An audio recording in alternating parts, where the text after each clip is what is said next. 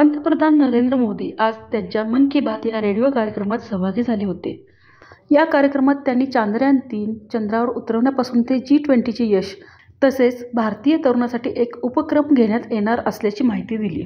पंतप्रधान मोदी म्हणाले की, मला पुन्हा एकदा माझ्या देशाचे आणि देशवासियांचे यश शेअर करण्याची संधी मिळाली आहे.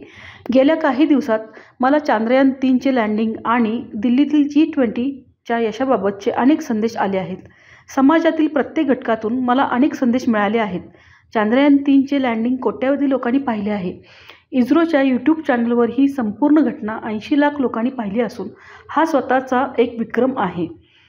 तसेच G20 कार्यक्रमाशी भारतीय तरुण कशाप्रकारे जोडले जातात यावर चर्चा करणे महत्त्वाचे आहे.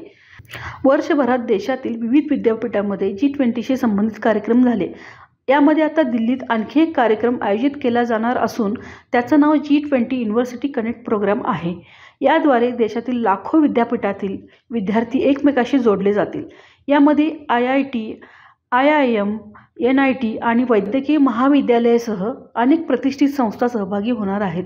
26 सप्टेंबर रोजी हा कार्यक्रम आयोजित करण्यात येणार असल्याचे पंतप्रधान मोदींनी सांगितले.